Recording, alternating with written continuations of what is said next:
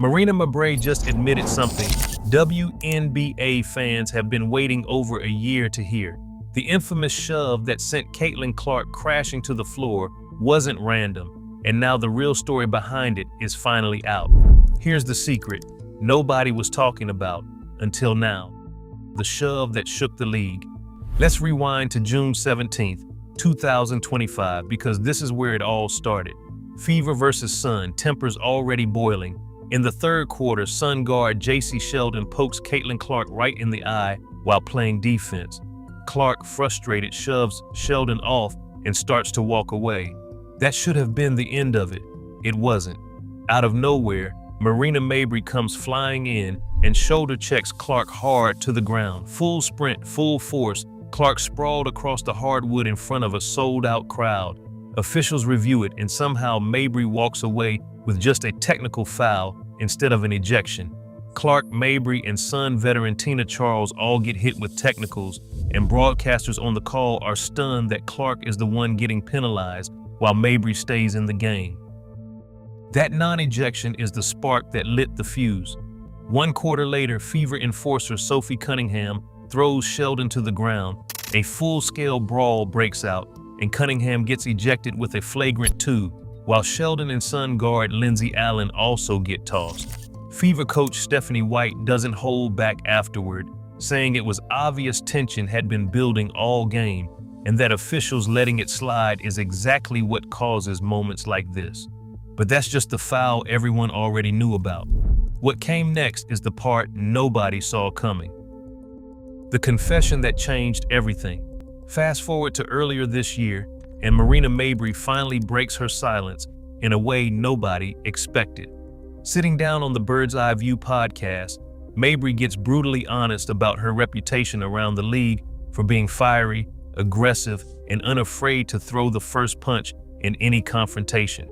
Then she says the part that flipped the entire narrative on its head, admitting flat out that she knows when she's gone too far, calling her own behavior shameful. That's a stunning admission from a player who, at the time of the shove, brushed it off with a shrug, telling a fan online, "It was damned if I do, damned if I don't," implying she was simply defending her teammate Sheldon.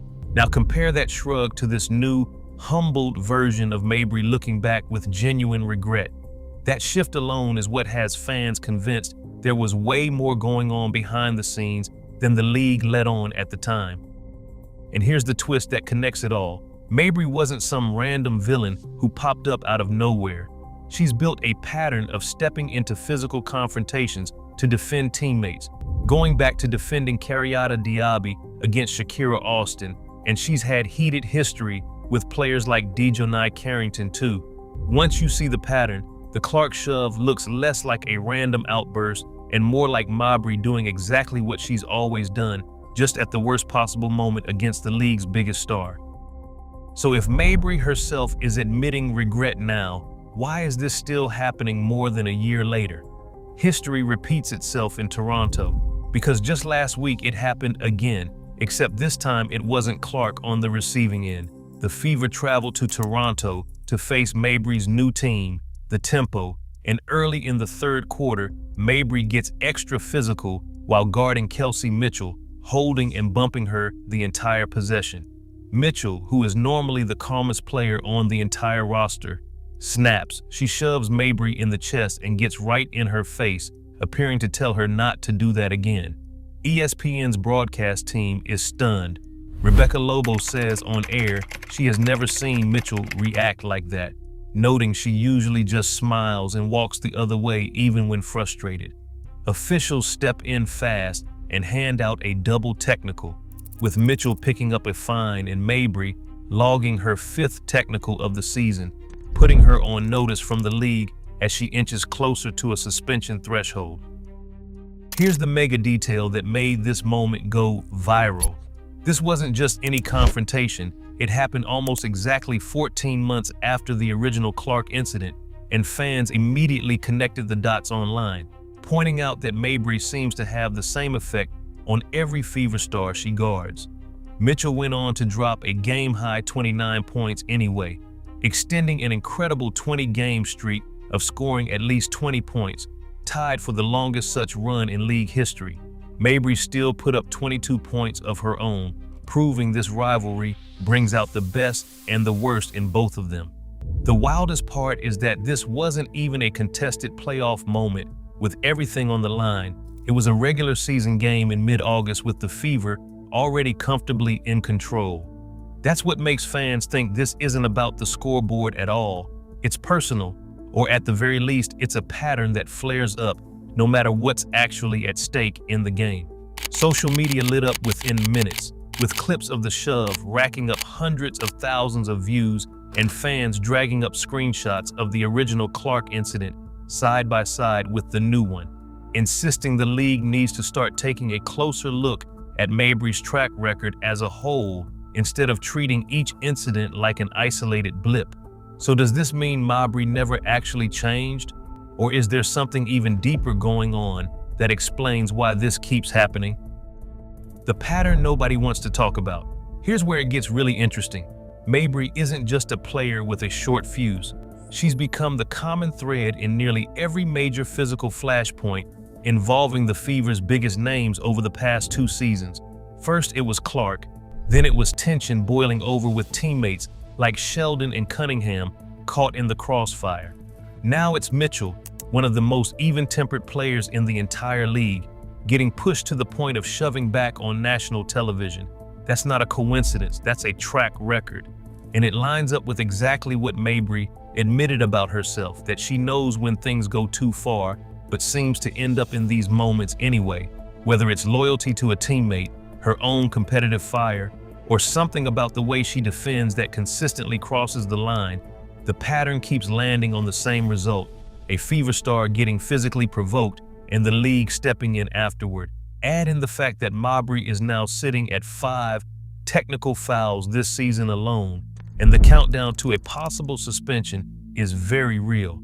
Under league rules, once a player hits 8 technical fouls in a season, an automatic 1-game suspension kicks in, and every fine after the 3rd tech gets steeper.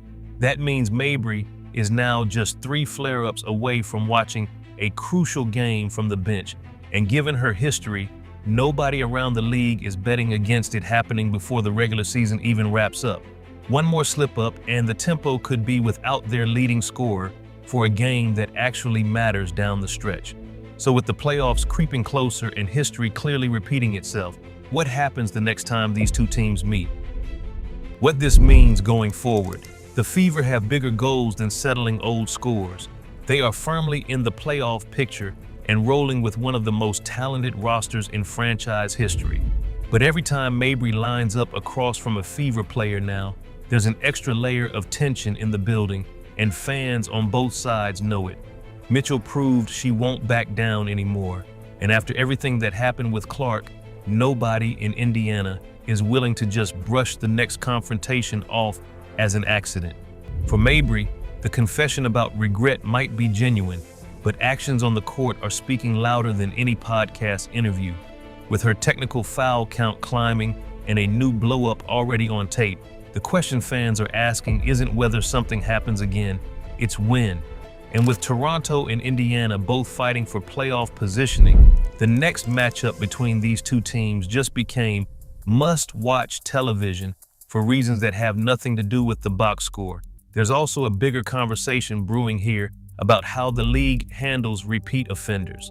Fans are already pointing out that if Mabrey were disciplined more decisively after the original Clark shove, the Mitchell confrontation might never have happened at all. Instead, a technical foul here and a fine there hasn't been enough to break the cycle, and that's exactly the kind of storyline that could follow Mabrey and the tempo all the way into the postseason. So that's the full story behind the secret everyone's finally talking about, a shove that changed how the entire league saw Marina Mabrey, a stunning confession that came over a year too late, and a brand new flashpoint proving the pattern is far from over. Do you believe Mabrey has really changed, or is history about to repeat itself again? Drop your take in the comments, smash that like button, subscribe, and turn on notifications so you never miss the next update.